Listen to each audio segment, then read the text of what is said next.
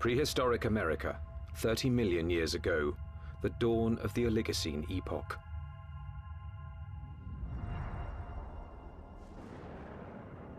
The Earth was cooling, and as temperatures dropped, the landscape began to change.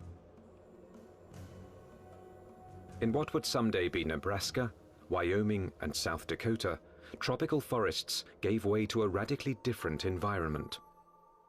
As forests disappeared, animals had to adapt to a dangerous new world of wide open spaces with nowhere to hide. A world where there was only one way to survive: run for your life. Camels become adapted for open country, horses become adapted for open country, and you have to be able to escape your predators by being fast runners. As prey animals became harder to catch, predators also had to change. In this arms race, it took speed and jaw power to stave off starvation. There were nimravids, cat-like creatures with saber teeth, which could kill with one quick bite. And the fearsome hyenodon with its lethal jaws.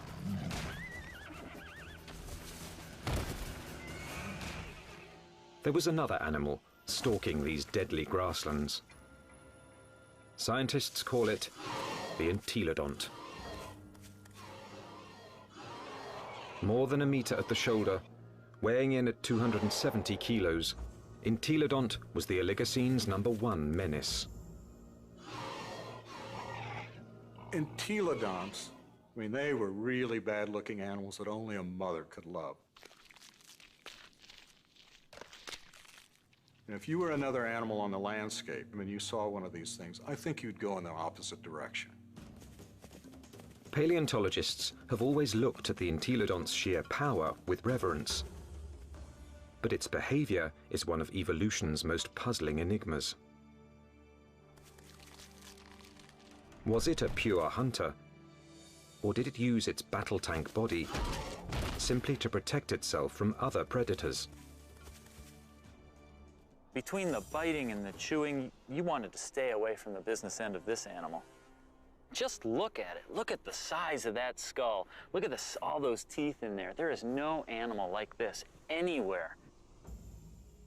Entelodont's name means perfect toothed. Its teeth were driven by a perfect system, which gave this creature a ferocious bite.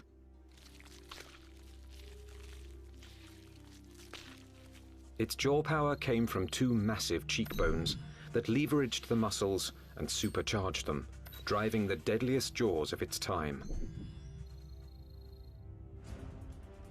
Jaws that could open 90 degrees and could clamp down harder than a hippo's or a crocodile's. This beast was bioengineered to bite. But what it was eating and why remains a mystery.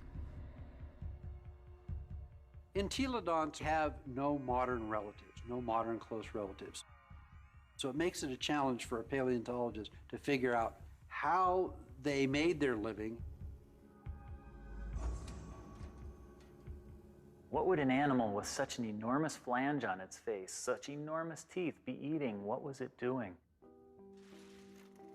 Entelodont fossils first caught the attention of scientists in the 1850s. They decided it was a bear-like creature. But then grooves in the teeth suggested that entelodonts were digging for plant roots, meaning that they literally ate like pigs. Today, scientific analysis has confirmed that the entelodont's closest living relative is the pig. But while this creature has some pig-like features, scientists have struggled to place it in any one category. In many ways, they're analogous to pigs, but they're also analogous to bears. They're also analogous to hyenas. Nobody's thought about these animals before. And there's no animal alive today that is a direct comparison to entelodonts. The lifestyle of entelodonts has provided paleontologists with difficult questions.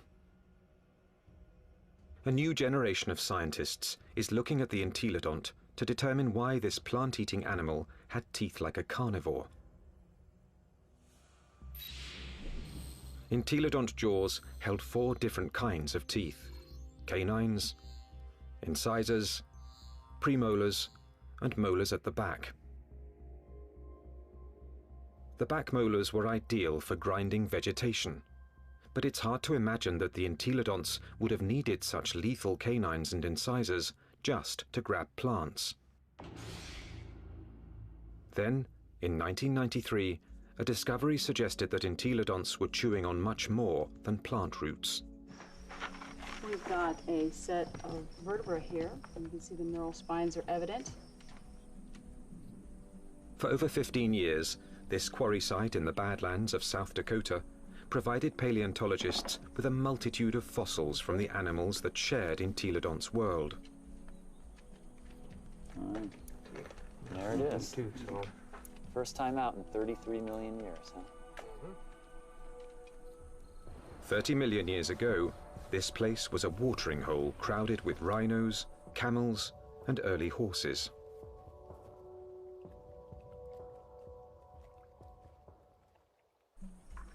Well, we have some articulated ribs. Scientists also found one of the largest collections of entelodont bones in the history of North America. So many that they dubbed the site the Big Pig Dig. Fossil hunters also found the prehistoric equivalent of fingerprints.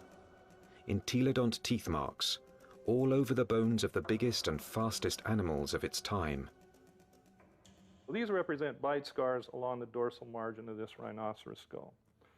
Well, what could make these marks? If we take an entelodont skull, we see that the premolars are widely spaced apart. So when we lay that over the top here, lo and behold, they're matching up quite well, suggesting that this animal is at least a likely candidate for biting through the top of the skull of this rhinoceros. The dig presented key evidence that entelodonts didn't just eat plants, suggesting that they were less like modern pigs and more like fearsome prehistoric predators.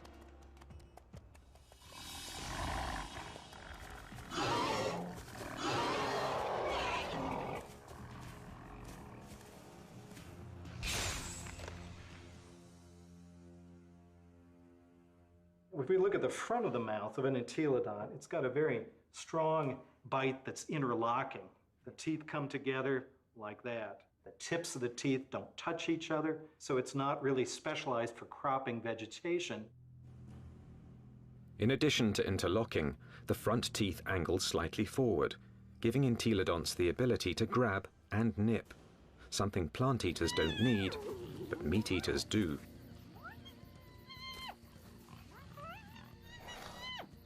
The incisors and the canines would have been perfectly capable of tearing a bite out of a carcass.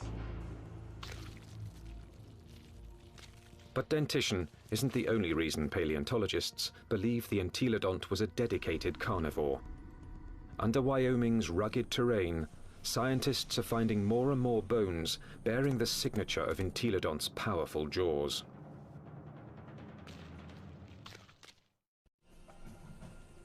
Across the Great Plains of North America, scientists are investigating a prehistoric pig. Entelodont has the teeth and jaws of a fierce predator, but its long, thin legs and cloven hooves suggest it might not be a very good hunter, because it couldn't use them to grab prey. Who was this beast, nicknamed the Pig from Hell? One veteran fossil hunter believes he's found the answer. I look at him as an attack predator, that he was top-of-the-line predator, just like the lion is today in Africa, and just like T-Rex was in the late Cretaceous. Paleontologist Kent Sundell has great respect for this creature's power to kill.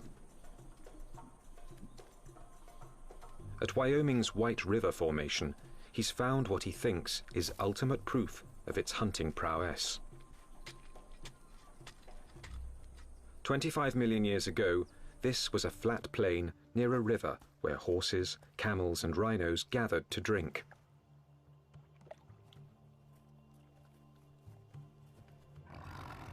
Fierce carnivores, such as hyenodons and saber-toothed cats, were also drawn here. It was the perfect spot to ambush and kill the unwary prey animals. In 1998, Dr. Sundell found the mangled skeletons of 7 miniature camels jumbled together.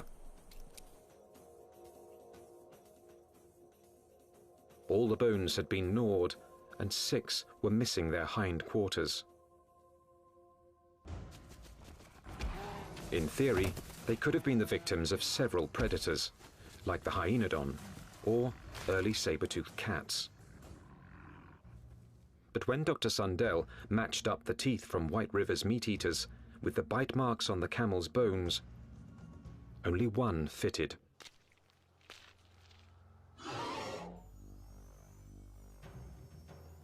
Bite marks alone don't prove these camels were killed by an entelodont, but where the bite marks are might be a clue. On the camels, I showed they were bitten in the back of the skull and at the top of the neck. He gets next to that prey and he tries to get a punctured wound through the cranium. Dr. Sundell believes this is the mark of a true predator, which kills before it eats. And hundreds of miles away, in Ohio, there's more evidence that entelodonts could have hunted. Evidence from a scientific journey no one's ever taken before. Inside an entelodont's 30-million-year-old head.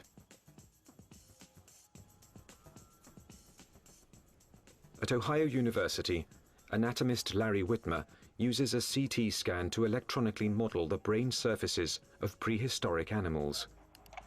When he modeled his first entelodont brain, he noticed something unusual. This animal's eye sockets face right back out at us. What that tells us is that this animal almost certainly had binocular vision, meaning the visual fields overlapped, which allowed them to have some depth perception. Larry Whitmer believes entelodont's eyes help to identify it as a predator. There's a decent chance that this animal has binocular vision as a predatory adaptation, to actually spot prey and actually judge their distances, which you might actually expect an ambush predator to have. So it could actually jump at the right speed and the right distance in order to capture its prey.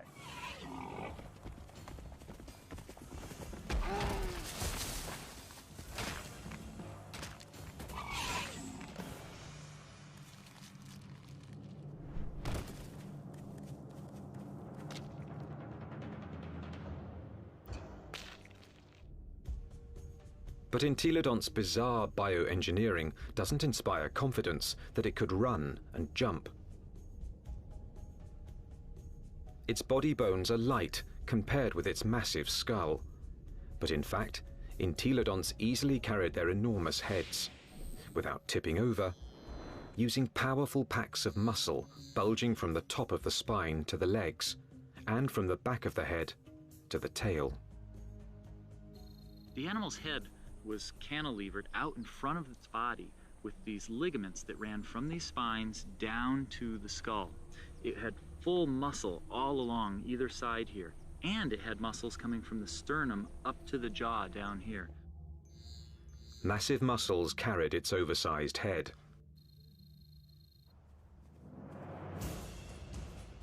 But to bring down a camel, it would also have to run fast. And that's when the entelodont's agile, lightweight body may have paid off.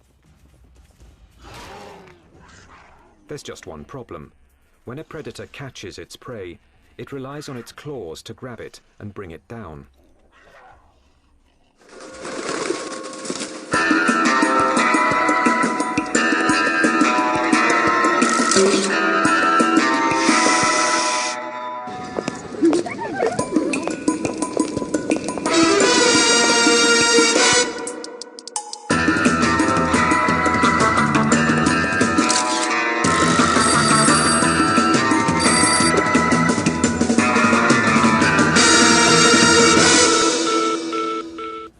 with only cloven hooves, there is no way the entelodont could have captured a fleeing camel. Or is there? It must have been doing something right, because there's compelling evidence that plenty of large mammals ended up as an entelodont's lunch.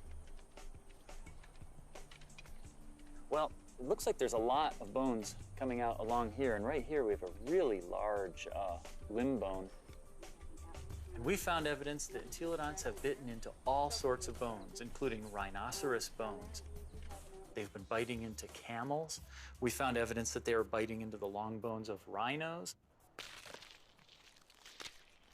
Well, the bite marks that we see are these two. This would be... Kent Sundell believes White River's camel skulls reveal how a cloven-hooved predator captured its prey. He runs up, he gets next to that other prey, and he tries to get a punctured wound through the cranium or into the very back of the neck. And then the long snouts that I move around. Entelodont expert Scott Foss disagrees with Kent Sundell's scenario. I can get close enough to. I doubt an entelodont used its teeth in order to capture other prey. It probably used its larger bulk and ability to accelerate to just run into the animal, knock it over.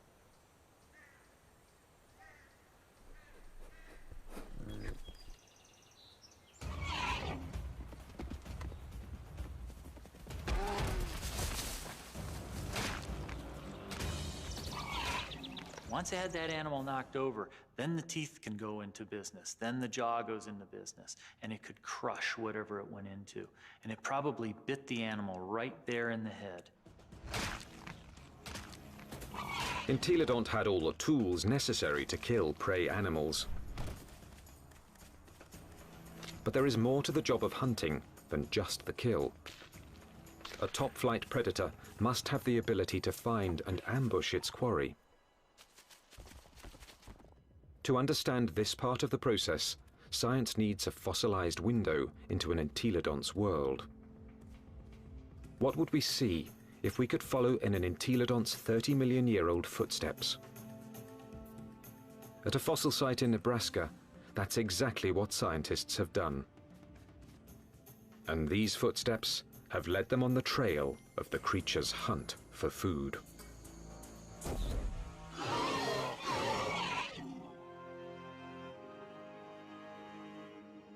Northwest Nebraska, home to Toadstool Geologic Park, one of America's more remote tourist destinations, and a treasure trove for anyone fascinated by life's ancient past.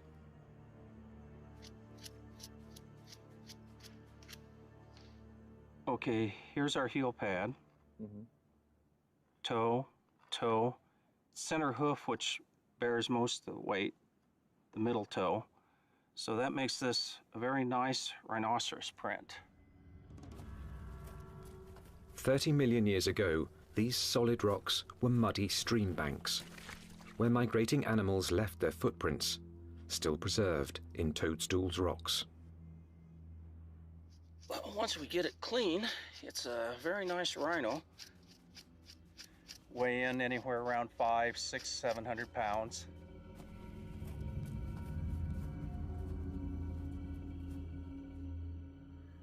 Dave Nixon has spent over 25 years analyzing the fossilized animal tracks of Toadstool Park. So on the first slabs over there. He pours water on 30-million-year-old tracks to make them more visible. He can then interpret the animal's behavior.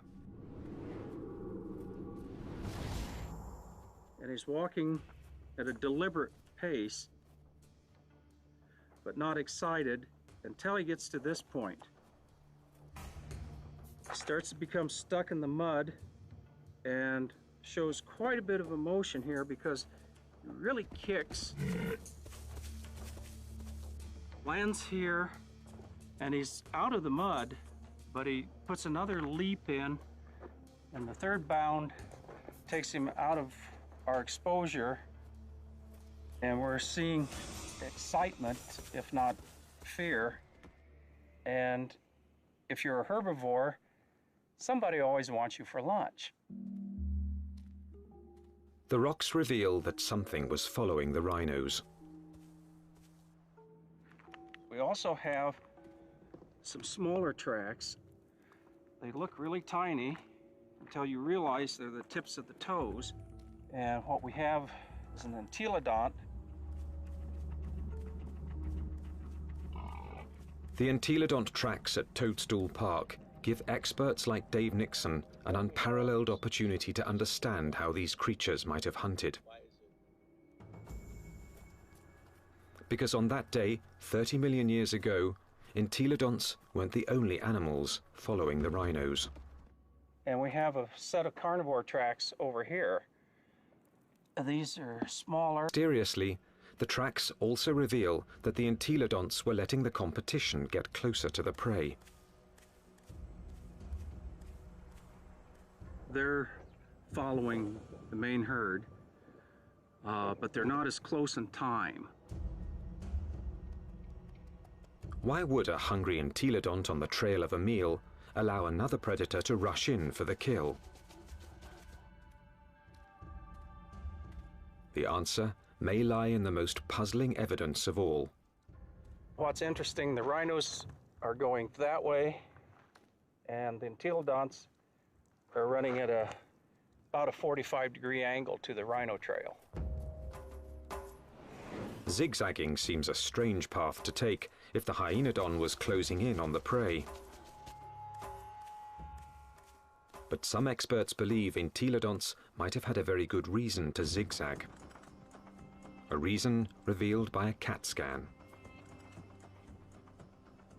When anatomist Larry Whitmer modeled the surface of an entelodont's brain, one exceptionally large nerve cluster got his attention. The size of these things right here. And what these are nerves that are actually bringing sensory information in from the snout. This was no bloodhound, but it still had a very respectable sense of smell, and this smelling apparatus here certainly would have been well adapted to pick up the smell of a carcass. And that could explain why the Toadstool Park entelodont zigzagged while following the rhinos and hyenodon. Zigzagging could have helped its nose track the smell of a kill. It's searching. If, say, something's here or here, as you go around it, as the wind brought the scent to you, you'd be able to basically triangulate in on it and go find it. So if you were, the wind's from this direction and you're upwind, you'd miss it. But as you came this way, you'd be downwind and catch it, and you could double back.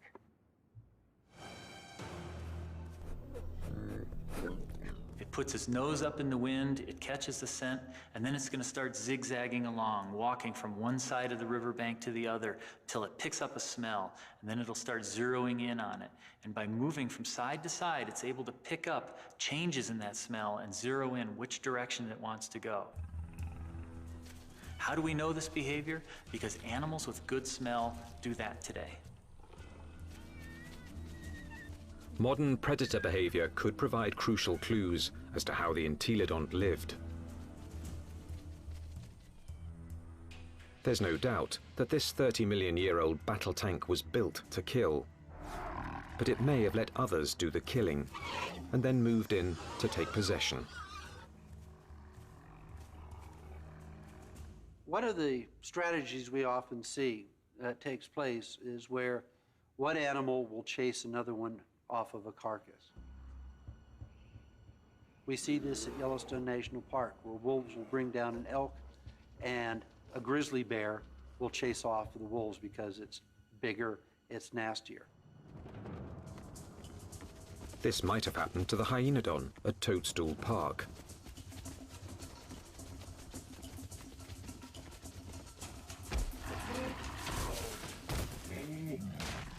The hyenodon has run down and killed an exhausted rhino and is feasting on the carcass until the pig crashes the party. The razor-jawed beast goes from fearsome predator to underdog. The hyenodon might get in a few blows, but the entelodont's bulk would overpower its rival.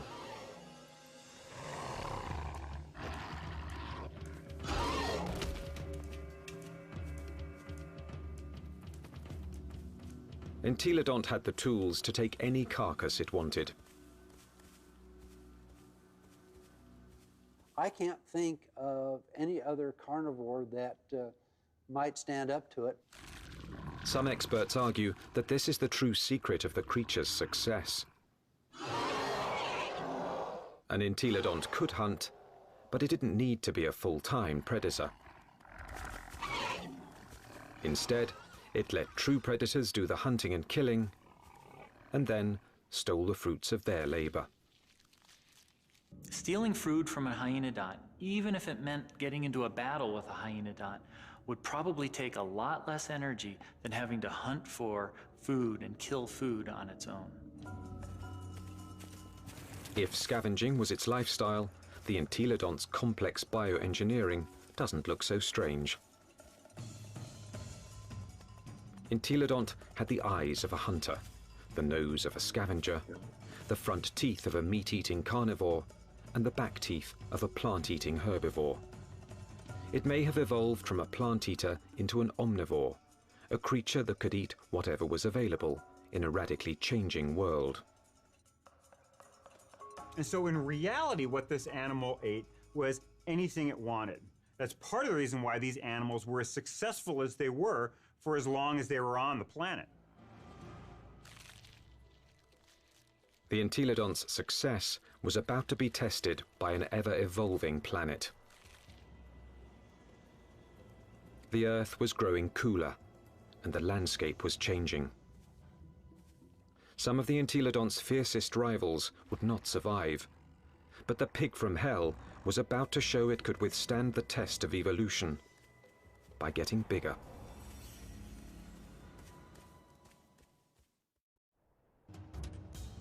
"25 million years ago, entelodont reigned supreme. It roamed the North American Badlands, eating everything, fearing nothing, taking any food it wanted." Well, we're talking about the biggest, meanest animal that ever walked the Badlands, and was one of the most ferocious animals that probably ever walked the earth.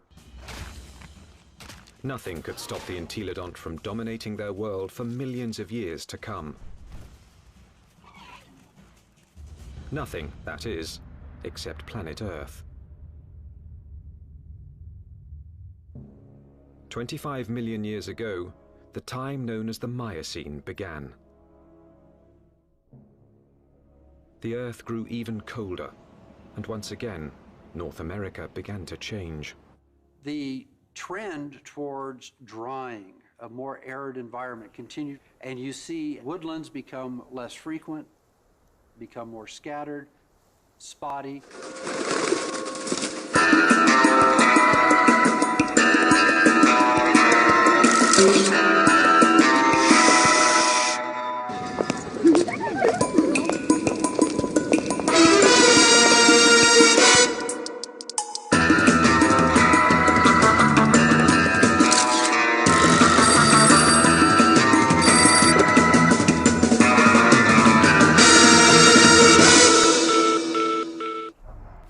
So you're talking about an open grassland environment very similar to what we think of the Great Plains today. The fossil record reveals that as plant foods grew more scarce, mass extinctions began. Survival depended on traveling long distances to find something to eat. One of the selective factors that we see going on is animals becoming larger because it enables them to cover larger distances to find the food resources that they need to survive. And that meant that predators were confronted by a life or death problem. Now, the animals they hunted were bigger, faster, and much harder to kill. It's like an arms race. If the prey become much larger, they become too big for carnivores to handle, and so the carnivores have to get larger in order to be able to feed on these larger prey items. Some predators, such as Hyenodon, couldn't meet the challenge.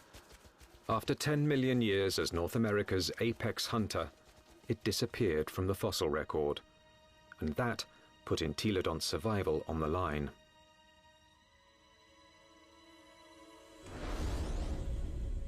When the predator is gone, the scavenger is now in danger. The scavenger now needs to adjust its lifestyle.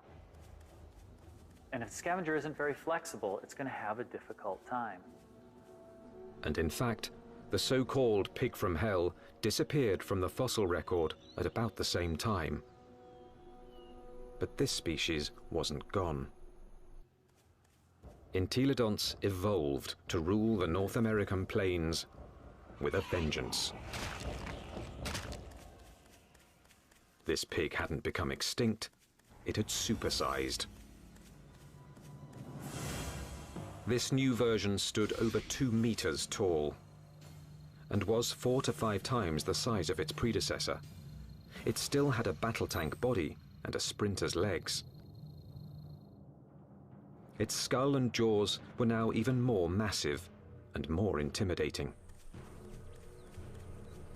It was bigger than a modern bison.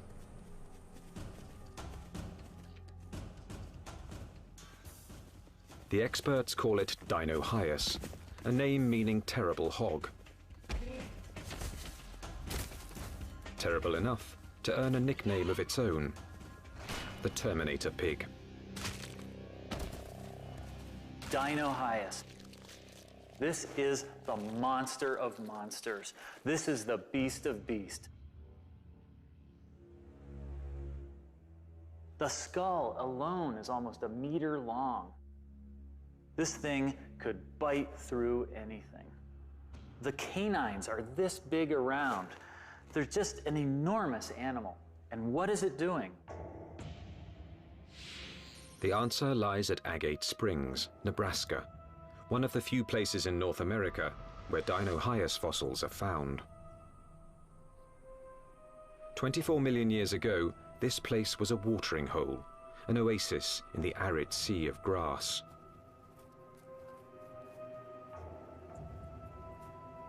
Hundreds of animals, many of them rhinos, gathered here to drink. And as the drier, colder planet killed off their food supply, they came here to die, making Agate Springs a paradise for predators and a favorite haunt of the Terminator pig.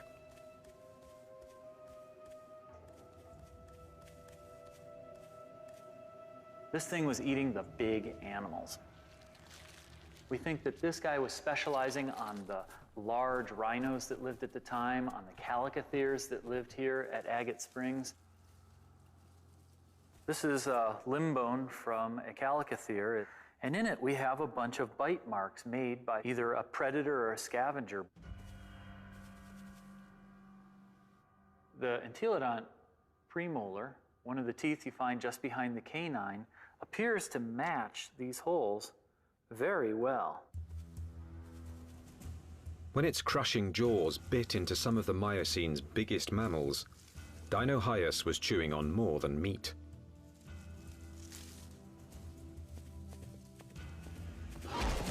But the important part of this bone is this end here, where it's been broken off. The animal bit through the bone, sheared it off, and then had access to the nutritious marrow that was inside. Bone marrow is one of the most nutritious foods an animal can eat. And in times of mass extinction, it would have been a prime source of nutrition. As the Miocene climate change killed off thousands, a diet from scavenged bone marrow may have allowed the Terminator pig to thrive. The long bones contain marrow, which is good for several years after an animal dies, so think of it as canned fat that would be available during a drought. So the pigs could still find food after a massive die-off, even if they're looking at mostly skeletons. The Terminator pig was the pinnacle of entelodonts' evolution. This beast had supersized to survive the Miocene's challenge. And it very nearly succeeded, but not quite. Because in this new world, survival would ultimately depend on a skill set even the Terminator pig didn't possess. 20 million years ago, a new monster predator arrived in North America. The bear dog.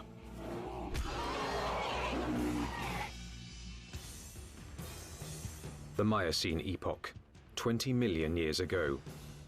In what's now northwest Nebraska, Dinohyus, aka the Terminator pig, is settling down to eat.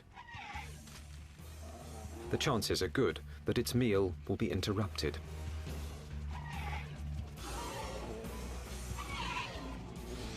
With its huge size, it could handle just about any threat to its dinner, except a threat it had never seen before: the bear dog. A recent arrival from Asia, this savage, bone-crushing beast wouldn't back down from any fight.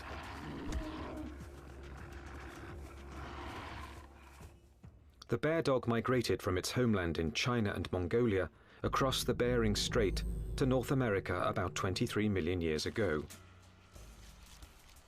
Just about the time that North America's top predator, the hyenodon, suddenly disappeared.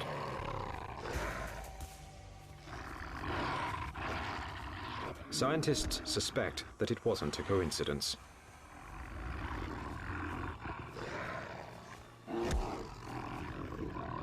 They certainly were probably much better predators in lots of ways compared to hyenodon.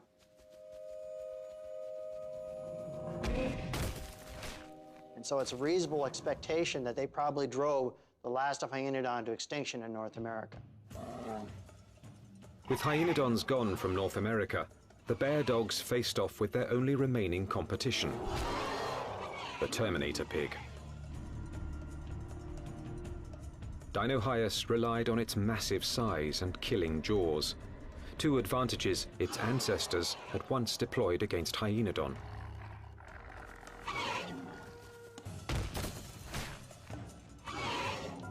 But the bear dogs counterattacked with new evolutionary weapons. Its first weapon was speed. With its heavily muscled, top-heavy body, Dinohyus could be a fast runner in short bursts. But on the vast, open plains, the bear dog's bioengineering was perfectly suited for long-distance pursuit of prey that was becoming much harder to catch. When you look at the skeleton of this animal, it's a much more sophisticated, much faster running animal. We see longer legs in the horses, longer legs in the camels. So if it came to running down prey items, this animal would have had an advantage. Its next weapon was its teeth. Entelodonts ate well because their jaws and teeth could tear flesh and crush bone to extract its highly nutritious marrow. But bear dogs could do these things just as well. In fact, even better.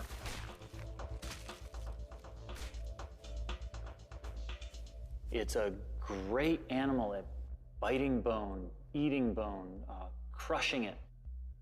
And it also has a set of teeth that are sharper than any entelodonts. Entelodonts, for example, wear the tips of their huge canines off, and they're not actually very good for puncturing, probably because they spend so much time crushing bone with them. This animal never does that. Its canine teeth are always much sharper. It also has better slashing teeth in its jaw than any entelodont had. So in many ways, it did a better job of what entelodonts had done than entelodonts ever did. The bear dogs could outrun and outbite the Terminator pig. And they had a third weapon the entelodont never possessed. The deadliest power ever to evolve on Earth. Bear dogs actually had much more advanced brains. Brains that were much more like what we see with modern animals. So where these entelodonts had relatively archaic, simple, smooth brains, these bear dogs actually had a much more expanded neocortex that was more highly folded. These were more sophisticated animals. Instead of developing brain power, entelodonts had responded to the Miocene challenge by supersizing into Dinohyus. For almost 20 million years, they had ruled their world by brute force.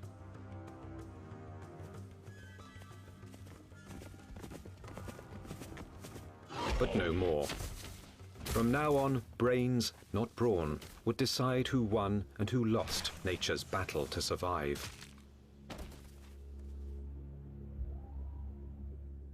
The mammalian world was fully caught up in this neural arms race.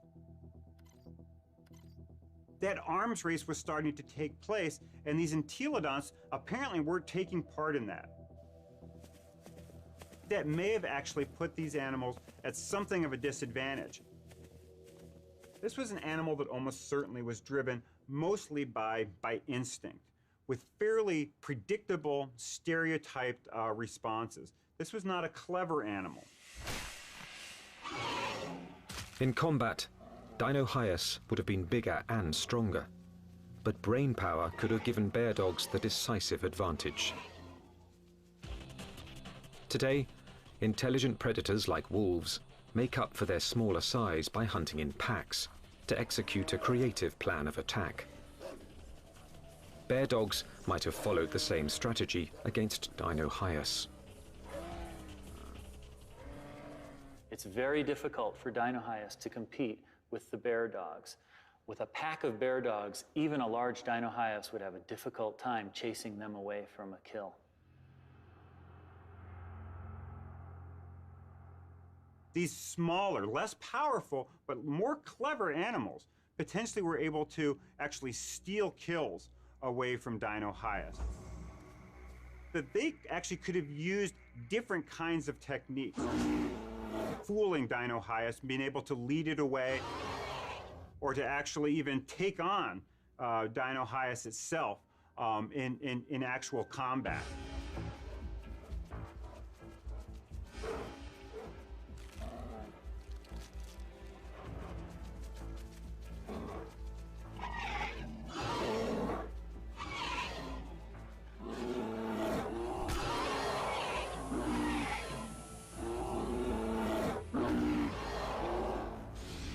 And so this is a more advanced animal in terms of its teeth, in terms of its speed, in terms of its overall body size, and especially in terms of its intelligence. This thing has a much larger brain for its body size than does any entelodont.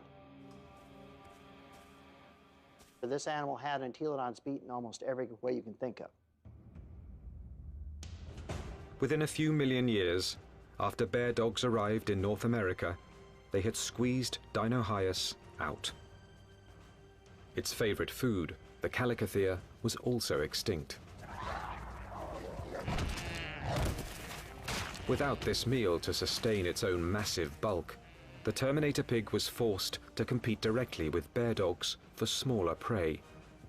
And that meager food source wasn't enough. The supersizing that had once guaranteed success was now a fatal flaw. Eventually, it got to the point where it is no longer advantageous to keep getting bigger because you reach a point of diminishing returns, that the amount of food you get by stealing from other animals does not compensate for your needs to maintain a population. Unable to get the calories it needed, the Terminator pig became the last entelodont. So if your prey goes extinct, you're likely to go extinct as well. Just getting large is not a good idea for the future.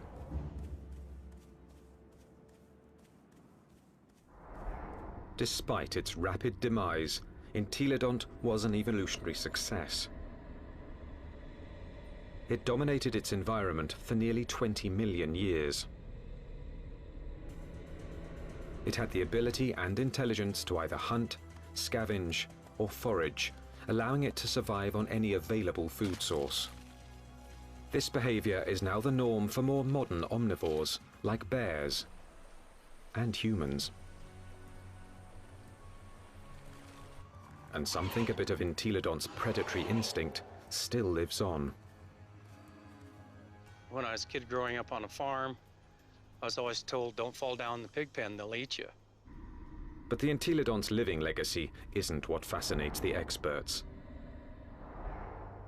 Science is unraveling its secrets,